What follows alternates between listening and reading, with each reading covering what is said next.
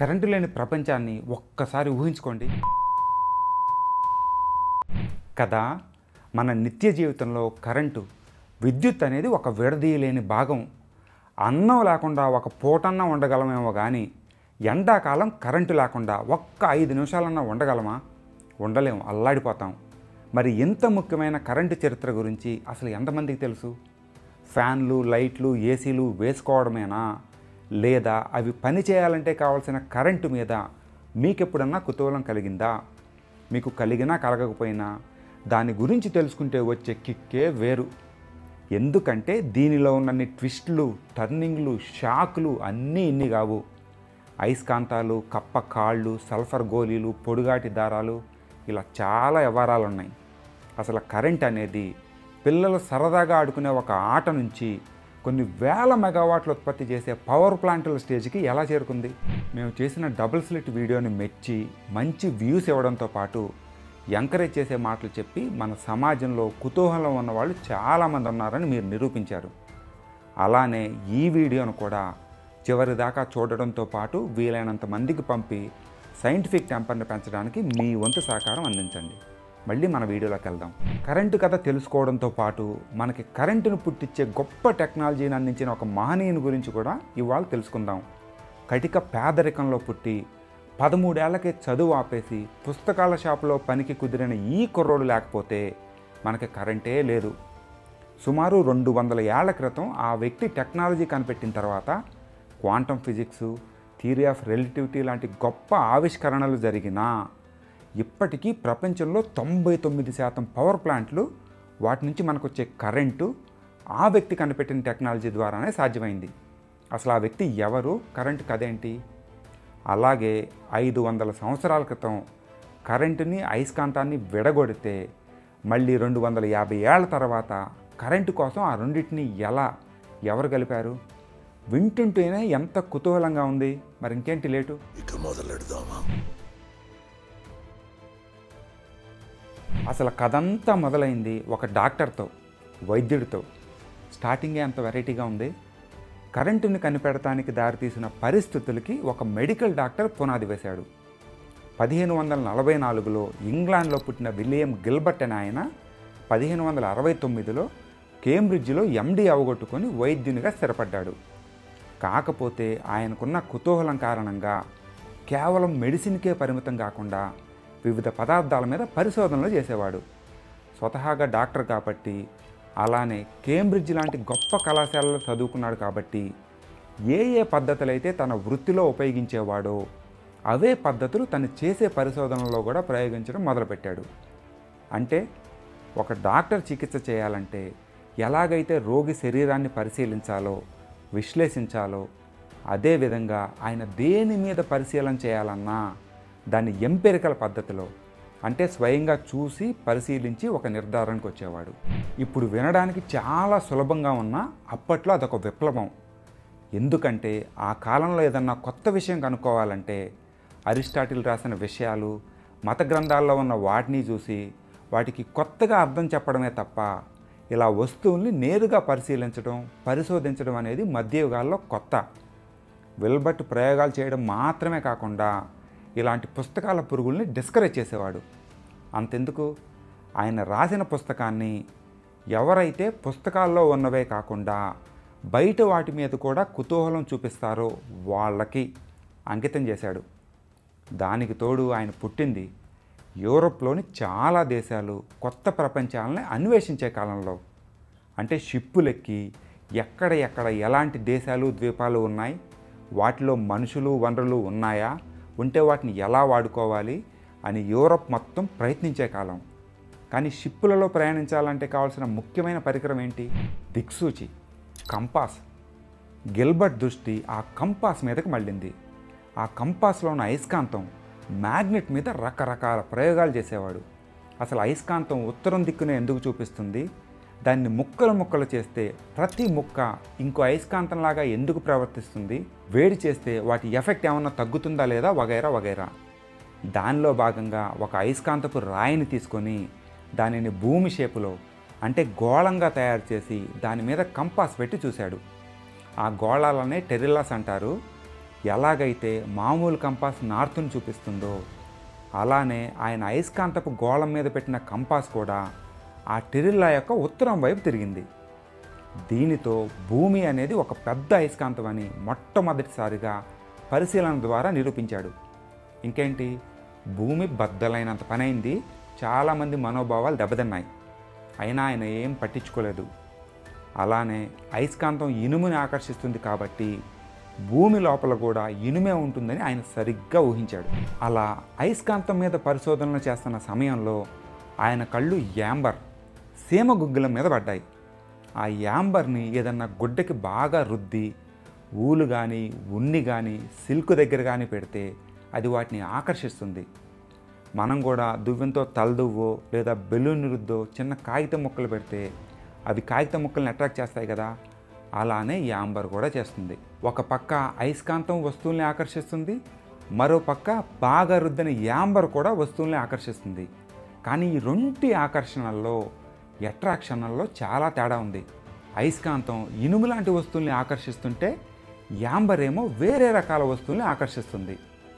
అలానే అయస్కాంతానికి ఆకర్షణ అనేది ఈ అట్రాక్టింగ్ చేయడం అనేది పర్మనెంట్ లక్షణం అయితే యాంబర్కి టెంపరీగా, అది కూడా దాన్ని కొన్ని పదార్థాలతో రుద్దితేనే వస్తుంది, వచ్చిన కాసేపటికే మాయమైపోతుంది. అంటే అయస్కాంత ఆకర్షణ యాంబర్ ఆకర్షణ ఒకే రకం కాదు, రెండు వేరువేరు. అయస్కాంతానికైతే అప్పటికే మ్యాగ్నెట్ అనే పదం ఉంది. మరి ఈ యాంబర్కున్న కొత్త లక్షణానికి ఏం పేరు పెట్టాలి? ఎందుకంటే అప్పటికి ఏ భాషలో కూడా ఈ ప్రాపర్టీని గుణాన్ని చెప్పే పదం లేదు. బాగా ఆలోచించి గ్రీకులో యాంబర్ని ఎలక్ట్రాన్ అంటారు కాబట్టి యాంబర్కి దానితో పాటు మిగతా వస్తువులకి ఉండే ఈ ఆకర్షించే గుణానికి ఎలక్ట్రికస్ అని పేరు పెట్టాడు గిల్బర్ట్. లిటరల్గా చెప్పాలంటే దీని అర్థం యాంబర్ని పోలినది లేదా యాంబర్ లాంటిది అని. ఈ ఎలక్ట్రికస్ నుంచి వచ్చిందే ఎలక్ట్రిసిటీ, అదేనండి మన కరెంటు. ఆ విధంగా ప్రపంచానికి ఒక లక్షణాన్ని గుర్తించి దాన్ని పదాన్ని సృష్టించి ఇచ్చాడు. ఇదే కాదు, ఈరోజు మనం సైన్స్లో వాడే చాలా పదాలు, ఉదాహరణకి electric attraction, electric force, magnetic pole లాంటివి గిల్బర్ట్ సృష్టించినవే. తన పరిశోధనలన్నీ కలిపి 1600వ సంవత్సరంలో డి మ్యాగ్నెట్ అనే పుస్తకాన్ని ప్రచురించాడు. సైంటిఫిక్ ప్రపంచంలో వచ్చిన మొట్టమొదటి రీసెర్చ్ పుస్తకాల జాబితాలో ఈ పుస్తకం తప్పకుండా ఉండే ఉంటుంది. ఆ విధంగా అయస్కాంతాన్ని కరెంటుని సపరేట్ చేసి దిక్సూచి వాడకి దారి చూపించినట్లు ప్రపంచానికి కరెంటు దగ్గరికి వెళ్ళే దారి చూపించాడు గిల్బర్ట్. అలానే ప్రయోగాలకి పెద్దపీట వేశాడు కాబట్టి ఆయన్ని one of the founders of experimental physics, ప్రయోగాల భౌతిక శాస్త్రానికి ఆద్యులలో ఒకడిగా పరిగణిస్తారు. గిల్బర్ట్ తెరిచిన తలుపులో నుంచి చాలామంది లోపలికి వెళ్ళారు. అంటే ఆయన చూపించిన ఉదాహరణలతో ప్రయోగాలు చేశారు. వారిలో చెప్పుకోదగ్గ వ్యక్తి ఇటలీకి చెందిన నికోలో క్యాబియో.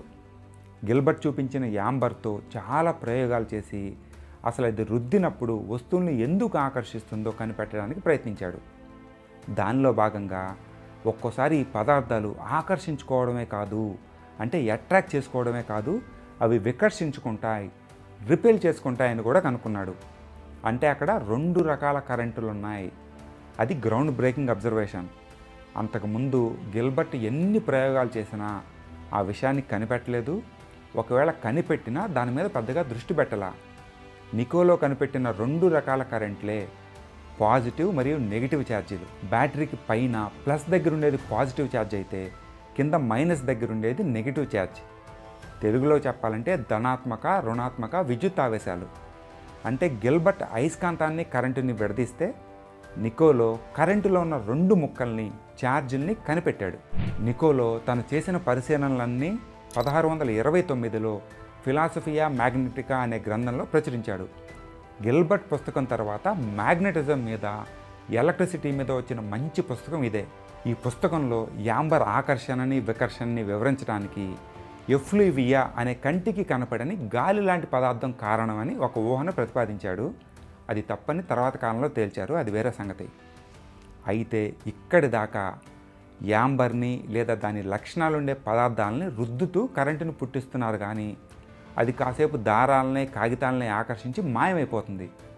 ఇలా నిమిషం 2 నిమిషాల్లో మాయమయ్యే శక్తితో ప్రయోగాలు చేయాలంటే ఎలాగా? మొదట్లో చెప్పిన గిల్బర్ట్ ఇంగ్లీష్ వ్యక్తి అయితే తర్వాత చెప్పిన నికోలో ఇటాలియన్. ఇప్పుడు మన ప్రయాణం ఒక జర్మన్ దగ్గరికి. జర్మనీకి చెందిన ఒట్టో వాన్ గురికే ఆ కాలంలోనే చాలా పెద్ద సైంటిస్టు. శూన్యం మీద ప్రయోగాలు చేసి దాని లక్షణాలు చెప్పిన మొదటి తరం వ్యక్తుల్లో ఈయనొకడు. చిన్నప్పుడు నా ఫేవరెట్ సైంటిస్ట్ కూడా. ఈయన గురించి చెప్పాలంటే ఇంకో వీడియో అవుతుంది కాబట్టి తర్వాత చూద్దాం. ఈయన కుతూహలం శూన్యం దగ్గరే ఆగిపోలేదు. నికోలో చెప్పిన ఆ అదృశ్య శక్తిని ఈజీగా సృష్టించడానికి మరిన్ని ప్రయోగాలు చేసి ఈయన సల్ఫర్ గ్లోబ్ని కనుక్కున్నాడు. ఫోటోలో చూస్తున్నారు కదా, అదే. ఆ గ్లోబు మీద చెయ్యి కానీ ఏదన్నా ప్యాడ్ కానీ పెట్టి దాన్ని తిప్పితే త్వరగా కరెంటు పుట్టడంతో పాటు కొద్దిగా ఎక్కువసేపు కూడా నిల్వ ఉంటుంది. ఇక దాన్ని పట్టుకొని ఎక్కడికి కావాలన్నా తీసుకెళ్ళచ్చు, ఏం ప్రయోగాలు కావాలన్నా చేసుకోవచ్చు. మనిషి తయారు చేసిన మొట్టమొదటి ఎలక్ట్రిక్ జనరేటర్ ఇదే అని చెప్పినా తప్పులేదు. గురికే దాన్ని తిప్పుతా రకరకాల ప్రయోగాలు చేసి దాని నుంచి వచ్చే చిన్న చిన్న షాకులు, స్పార్కులు పరిశీలించి 1672లో రాసిన పుస్తకంలో వివరించాడు. అంతేకాదు ఆయన్ని మొదటి సైన్స్ పాపులరైజర్లో ఒకరిగా చెప్పొచ్చు. ప్రయోగాలని ప్రజల మధ్యలో చేసి వాటి ఫలితాలను చూపించి ఆశ్చర్యపరిచేవాడు.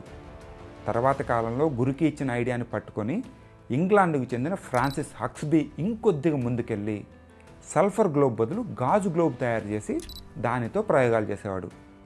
అది గురికి పరికరం కన్నా బాగా పనిచేయడంతో పాటు గాజుతో చేసింది కాబట్టి ఏమన్నా స్పార్కులు వస్తే చాలా క్లియర్గా కనపడేవి. లోపల ఉన్న గాలి తీసేసి శూన్యంలో ఉంచి ఆయన తిప్పుతూ ఉంటే బ్లూ స్పార్కులు వచ్చి అందరూ అవాక్కయ్యేవాళ్ళు. అప్పటిదాకా కరెంటు ఆకర్షించడం వికర్షించడం మాత్రమే తెలుసు. ఇప్పుడు కొత్తగా స్పార్కులు అంటే కాంతిని సృష్టించడం కూడా మొదలైంది.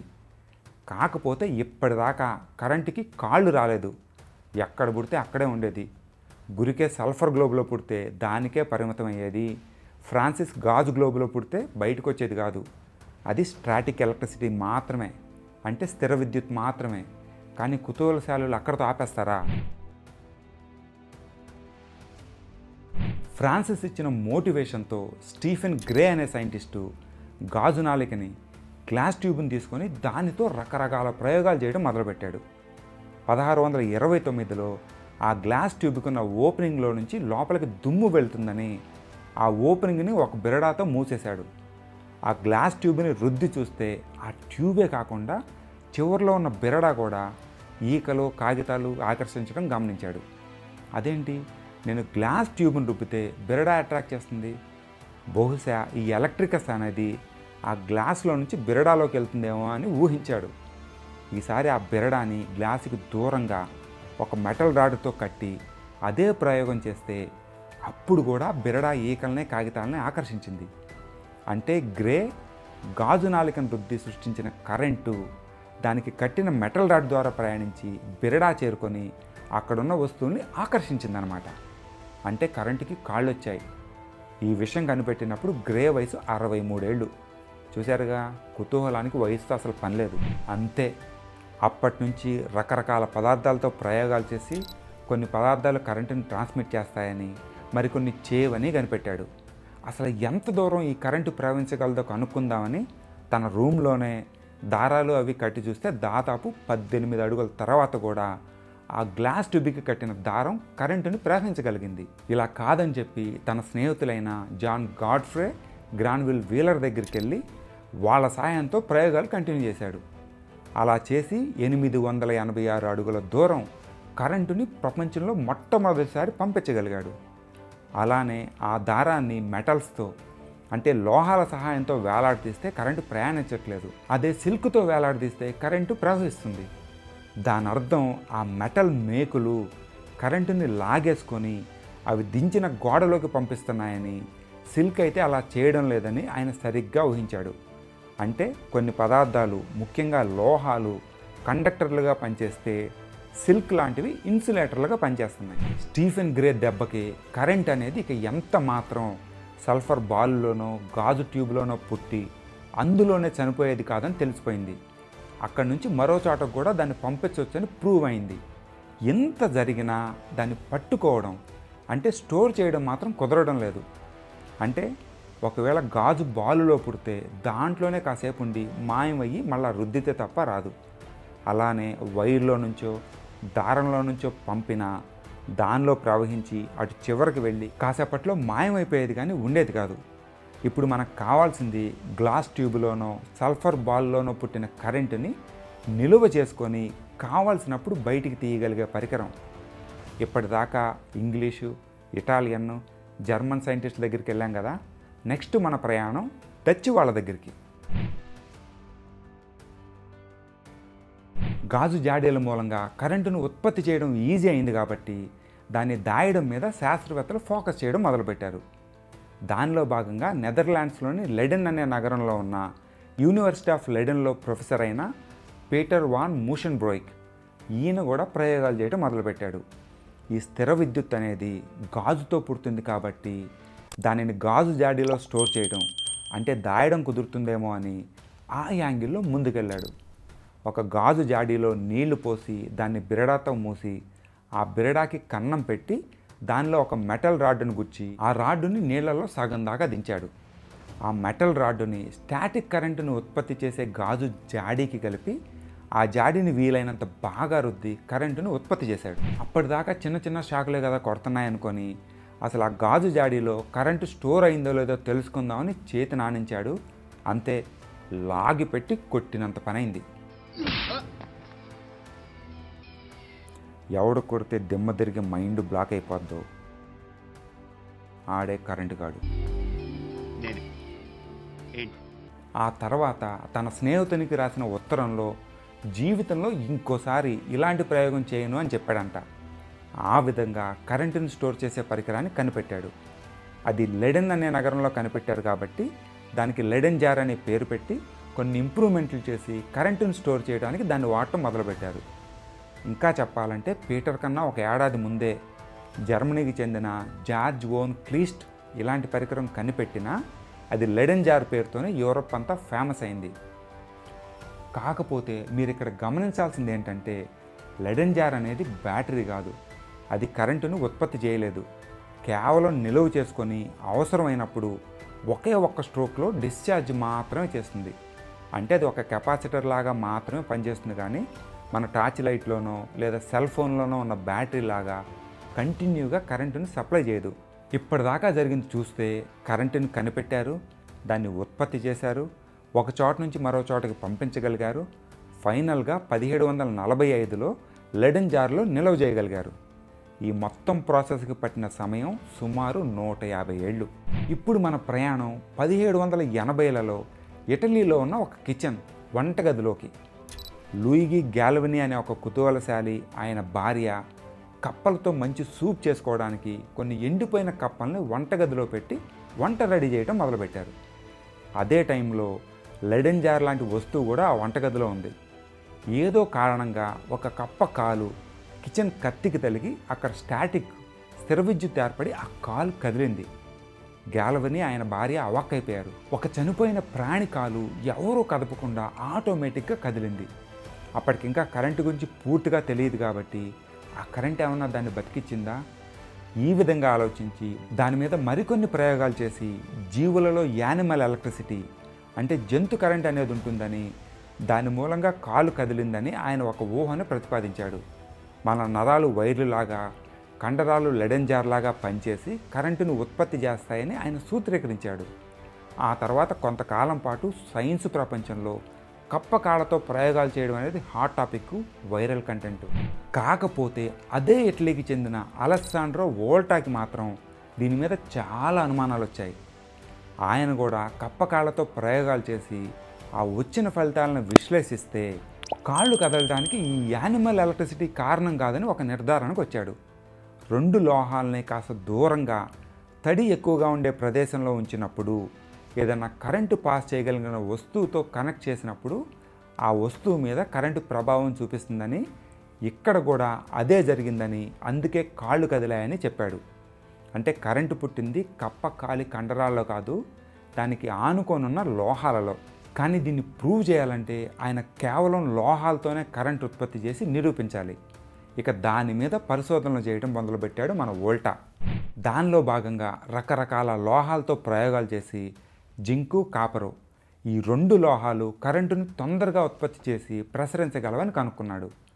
అలానే కరెంటు ప్రయోగాలన్నీ తేమ వాతావరణంలో బాగా జరుగుతున్నాయి కాబట్టి నీరు కూడా కరెంటు ఉత్పత్తికి ఒక ముఖ్యమైన ఎలిమెంట్ కింద భావించాడు. అంటే కరెంటుకి కావాల్సిన 3 ముఖ్యమైన ఇంగ్రీడియంట్స్ కన్ఫామ్ అయ్యాయి: జింకు, కాపరు, నీళ్లు లేదా ఉప్పు నీళ్లు. జింకు, కాపర్ ప్లేట్లను తీసుకొని గుడ్డల్ని ఉప్పు నీటిలో ముంచి ఒకదానిపైన ఒకటి కుప్పలాగా పెట్టాడు. అంటే ఒక జింకు ప్లేటు, దానిపైన ఉప్పు నీటి గుడ్డ, దాని మీద కాపర్ ప్లేటు, మళ్ళీ ఉప్పు నీటి గుడ్డ, జింకు ప్లేటు, ఇలా చేసి వాటి చివర్లని మెటల్ వైర్లతో కలపగానే వాటి నుంచి కంటిన్యూగా కరెంటు రావడం మొదలైంది. అంటే ప్రపంచంలో మొట్టమొదటి కరెంటుని ఉత్పత్తి చేయగల బ్యాటరీ తయారైంది. అలాగే లెడెంజర్ లాగా ఇది ఒక జర్క్తో డిశ్చార్జ్ అవ్వకుండా ఆ రసాయన ప్రక్రియ పూర్తయ్యే వరకు కరెంటుని ఇస్తూనే ఉంటుంది. ఇక గాజు సీసాలను రుద్దే పని, లెడెంజర్ని రీఛార్జ్ చేసే పని ఏం అక్కర్లేదు. సైంటిస్టులు నిరంతరం కరెంటును ఉత్పత్తి చేసుకుంటూ దానితో ఎన్ని ప్రయోగాలు కావాలంటే అన్ని చేసుకోవచ్చు. ప్రపంచ విజ్ఞాన చరిత్రలోనే ఇదొక విప్లవం. అందుకే పొటెన్షియల్ డిఫరెన్స్కి వోల్ట్ అని ఆయన పేరు మీదుగా పెట్టారు. మనం 260 వోల్ట్స్, 110 వోల్ట్స్, 8 వోల్ట్స్ అంటుంటాం కదా, ఇవన్నీ అలెగ్జాండర్ వోల్టా పేరు నుంచే వచ్చాయి. వోల్టా వీటన్నిటిని కుప్పగా పెట్టాడు కాబట్టి, కుప్పని ఇంగ్లీష్లో పైల్ అంటారు కాబట్టి దీని మొదట్లో వోల్టాయిక్ పైల్ అని పిలిచేవాళ్ళు. దీనికి బ్యాటరీ అని పేరు పెట్టింది బెంజమిన్ ఫ్రాంక్లిన్ అనే మరో కుతూహలశాలి. ఆయన మీద కూడా ఒక ఇంట్రెస్టింగ్ వీడియో చేశాం, లింక్ కింద డిస్క్రిప్షన్లో ఇస్తున్నాం, ఒక లుక్ వేయండి. ఈ వోల్టాయిక్ పైల్ కనిపెట్టిన తర్వాత కెమిస్ట్రీలోనే ఎలక్ట్రోకెమిస్ట్రీ అని ఒక కొత్త చాప్టర్ మొదలైంది. ఎలక్ట్రాలసిస్ చేసి కొత్త పదార్థాలను కనుక్కోవడం, వివిధ పదార్థాలను వేరు చేయడం సాధ్యమైంది. మీకు చెప్పాలంటే వోల్టాయిక్ పైల్ని 1800వ సంవత్సరంలో కనిపెడితే హంఫ్రీ డేవి అనే సైంటిస్టు 1807లో మొట్టమొదటిసారిగా ఎలక్ట్రాలసిస్ చేసి పొటాషియంని సపరేట్ చేశాడు. అంతేకాదు అదే సంవత్సరంలో సోడియంని, 1808లో మెగ్నీషియం, కాల్షియం, బేరియంని, 1810లో క్లోరిన్ని సపరేట్ చేయగలిగాడు. అంటే వోల్టాయిక్ పైలు కనిపెట్టిన 10 ఏళ్లలో రసాయన శాస్త్రం, కెమిస్ట్రీ 100 మీటర్ల స్ప్రింట్ వేసిందని ఖచ్చితంగా చెప్పొచ్చు. ఇప్పుడు అందరం వేసుకునే 1 గ్రామ్ గోల్డ్ ఆభరణాలు, గోల్డు, సిల్వర్ కోటింగు, వీటన్నిటికీ ఇదే మూలం. అలానే కరెంటుని కంటిన్యూగా సప్లై చేసే అవకాశం రావడంతో ఆధునిక భౌతిక శాస్త్రానికి పునాదులు పడ్డాయని చెప్పడంలో తప్పులేదు. వోల్టాయిక్ పైలు కనిపెట్టిన తర్వాత సంవత్సరమే 1801లో థామస్ యంగ్ అనే ఆయన భౌతిక శాస్త్రంలోనే అత్యంత అందమైన ప్రయోగంగా చెప్పుకునే డబుల్ స్లిట్ ప్రయోగాన్ని చేశాడు. మీకు కుతూహలం ఓవర్లోడ్ అయితే కనుక దాని లింకు కింద డిస్క్రిప్షన్లో ఇస్తున్నాం, దాన్ని కూడా ఒక లుక్ వేయండి. మీకు మొదట్లో చెప్పింది కనుక గుర్తుంటే అసలు ఈ కథ అంతా మొదలైంది విలియం గిల్బర్ట్ అయస్కాంతపు ఆకర్షణ, యాంబర్ ఆకర్షణ వేరు అని పరిశీలించి నిరూపించబట్టి.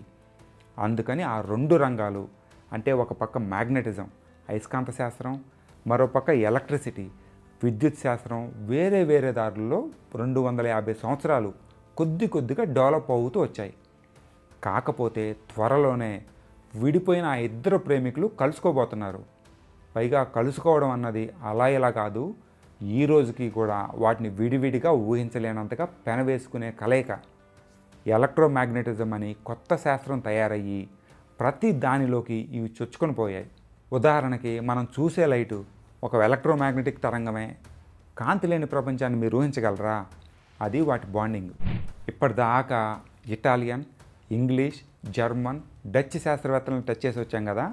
తర్వాత వంతు డానిష్ అంటే డెన్మార్క్కి చెందిన శాస్త్రవేత్తది. అంతేకాదు అన్ని గొప్ప ఆవిష్కరణలలాగానే ఇది కూడా యాదృచ్ఛికంగానే జరిగింది. 1820 ఏప్రిల్లో హాన్స్ క్రిస్టిన్ ఓర్స్టెడ్ అనే సైంటిస్టు యూనివర్సిటీ ఆఫ్ కోపెన్హెగన్లో స్టూడెంట్లకి ఎలక్ట్రిసిటీ, దాని ప్రాపర్టీస్ గురించి లెక్చర్ ఇస్తున్నాడు. ఒక పక్క వోల్టాయిక్ పైలు పెట్టి దానిని వైర్లతో కనెక్ట్ చేసి రకరకాల ప్రయోగాలు చేసి విద్యార్థులకు చూపిస్తున్నాడు. ఆ బల్ల మీద మెటల్ రాడ్లు, వైర్లతో పాటు ఒక కంపాస్ కూడా ఉంది. ఓర్స్టెడ్ వైర్లని ఆ పైలుకి కనెక్ట్ చేయగానే ఆ కంపాస్ నీడిల్ టక్కుని తిరిగింది. ఆయన అవాక్కయ్యాడు. కరెంట్ ఆపగానే మళ్ళీ మొదటి ప్లేస్కి వచ్చింది. కనెక్ట్ చేసినప్పుడల్లా కదిలి ఆ కనెక్షన్ తీసేదాకా అలాగే ఉండిపోతుంది. అలానే కరెంటు రివర్స్లో వెళ్తే కంపాస్ నీడిల్ కూడా రివర్స్లో తిరుగుతుంది. సో ఆ వైర్లో ఉన్న కరెంటు ఆ కంపాస్ నీడిల్ని దిక్సూచి యొక్క సూదిని కదుపుతుంది అని ఆయన నిర్ధారణకు వచ్చాడు. ఏదన్నా వైర్లో కరెంటు ప్రవహిస్తే ఆ వైర్ చుట్టూ మ్యాగ్నెటిక్ ఫీల్డ్, అయస్కాంత క్షేత్రం ఏర్పడుతుందని అదే సంవత్సరం జూలైలో experiments on the effects of A current of electricity on the magnetic needle అనే చిన్న రీసెర్చ్ పేపర్ని పబ్లిష్ చేశాడు. అది కేవలం కొద్ది వారాల్లోనే యూరప్ అంతా వైల్డ్ ఫైర్లా స్ప్రెడ్ అయింది.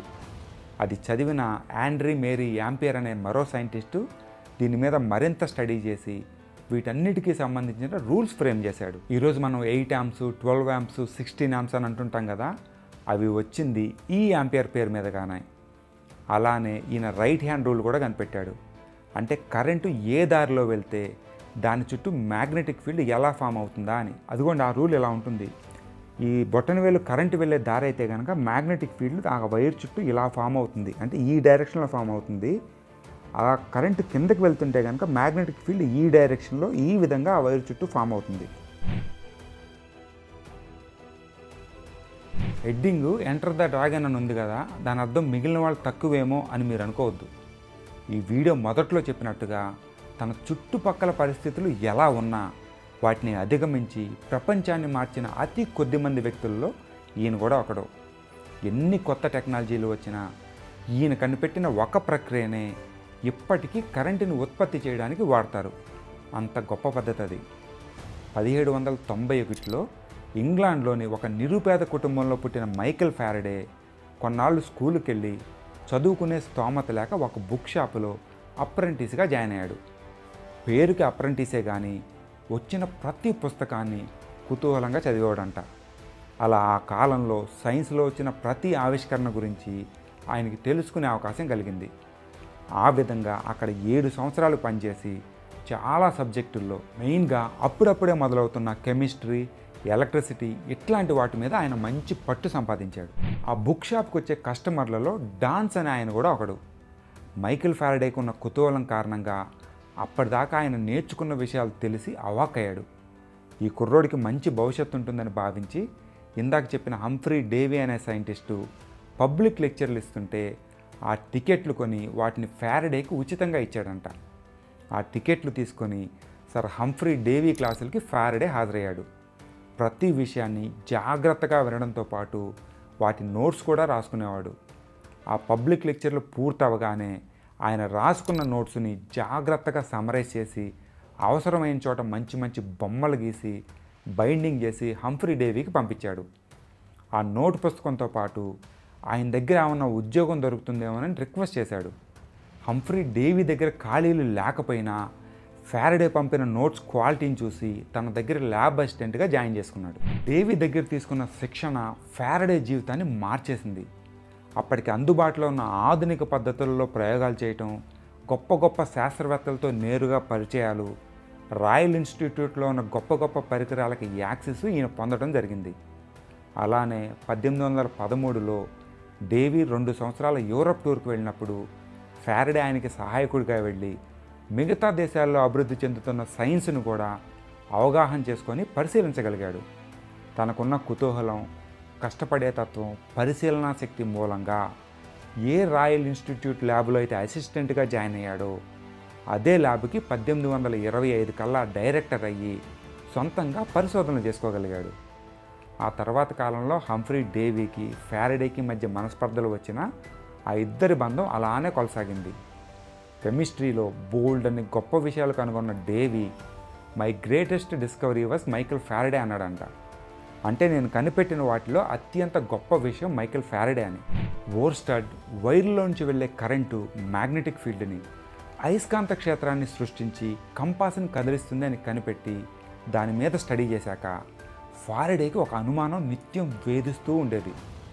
కరెంటు అయస్కాంతాన్ని క్రియేట్ చేసినప్పుడు అయస్కాంతం కరెంటుని సృష్టించగలదా అని. ఇది కనిపెట్టడానికి కొన్ని సంవత్సరాలు నిరంతరం పరిశోధనలు చేశాడు. చివరగా 1831లో దీనికి సమాధానం దొరికింది. మొట్టమొదటగా రింగ్ ఎక్స్పెరిమెంట్ అని ఒక ఎక్స్పెరిమెంట్ చేశాడు. దానిలో ఒక ఇనుప కడ్డీలో 2 వేరువేరు చోట్ల కాపర్ కాయిల్ చుట్టాడు. చుట్టి ఒక కాయిల్ని బ్యాటరీతో కనెక్ట్ చేసి మరో కాయిల్ని గ్యాల్వనోమీటర్ అంటే కరెంటు ఉండడానికి కొలిచే పరికరానికి అమర్చాడు.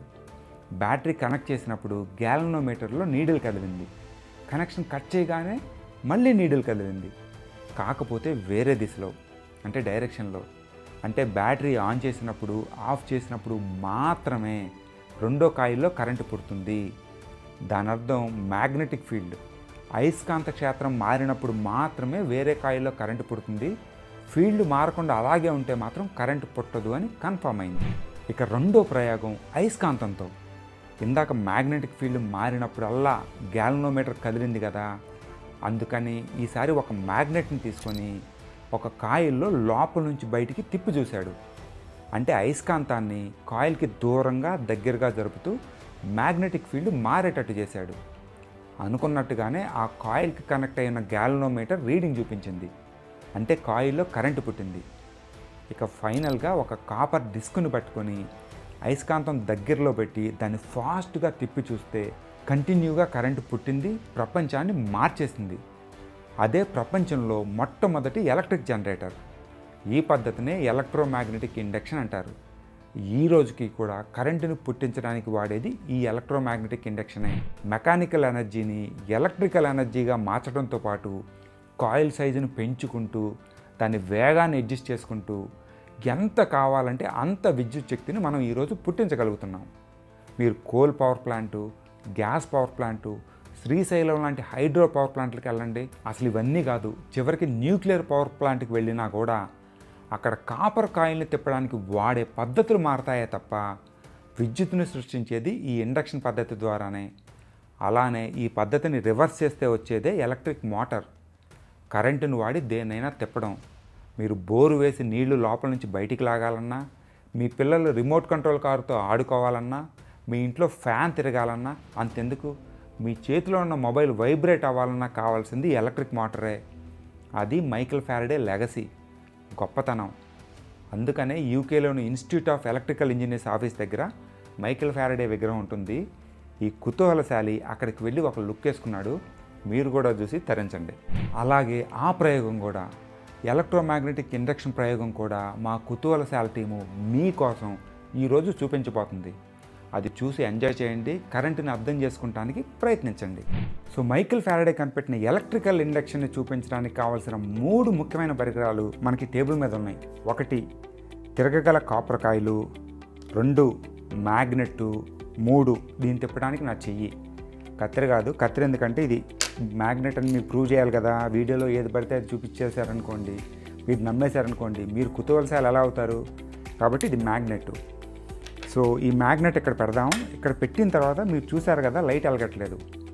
ఫారడే చెప్పినట్టుగా ఈ కాపర్ కాయిలు కాన్స్టెంట్ మ్యాగ్నెటిక్ ఫీల్డ్లో ఉంటే కనుక, అంటే మారని అయస్కాంత క్షేత్రంలో ఉంటే కనుక ఈ కాయిల్లో కరెంటు పుట్టదు.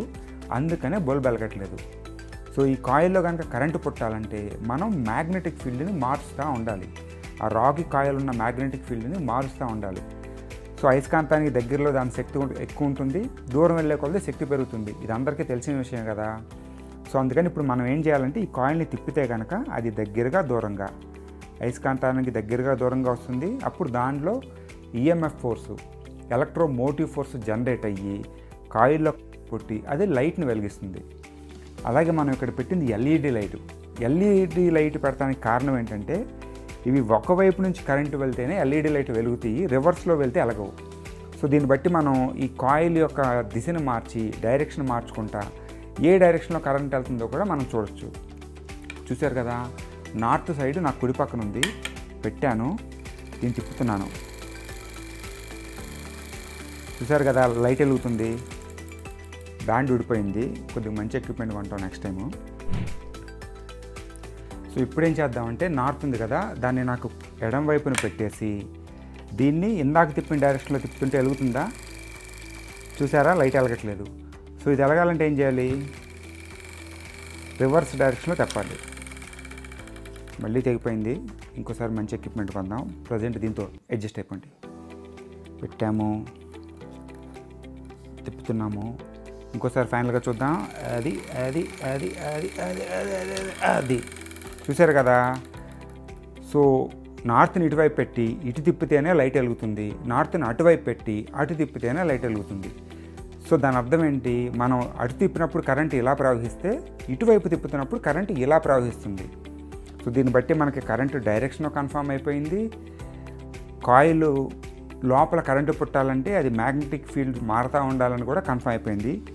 ఎవరైనా ఏ ఇంట్లో అయినా ఈ ఎక్స్పెరిమెంట్ చేసుకొని సేమ్ ఫలితాలు రాబట్టవచ్చు. సైన్స్కి సూడో సైన్స్కి అదే మెయిన్ డిఫరెన్స్.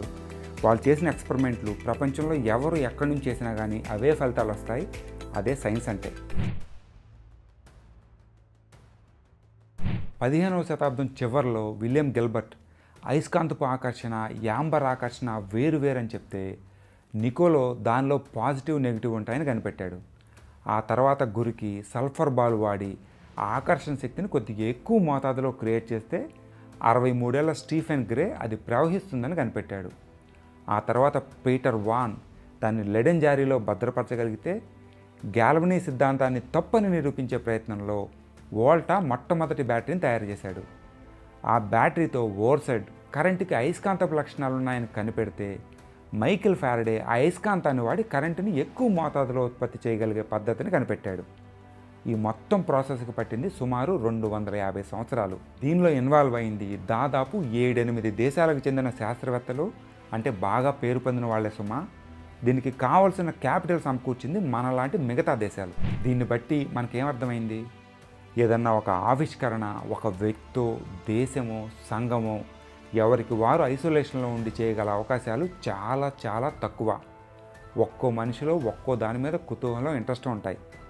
అందుకని కులం పేరుతోనో వర్ణం పేరుతోనో మీరు ఇదే చెయ్యాలి అని సంఘం మనం పుట్టక ముందే నిర్ణయించేస్తే ఎంత కుతూహలం ఉన్నా కానీ సంఘానికి ఎదురీది మనం ముందుకెళ్ళడం చాలా కష్టం. మైకేల్ ఫారడేని నువ్వు బుక్ బైండరు కాబట్టి జీవితాంతం అదే పని చెయ్యి అంటే ఈరోజు మానవాళికి కరెంట్ ఉండేదా?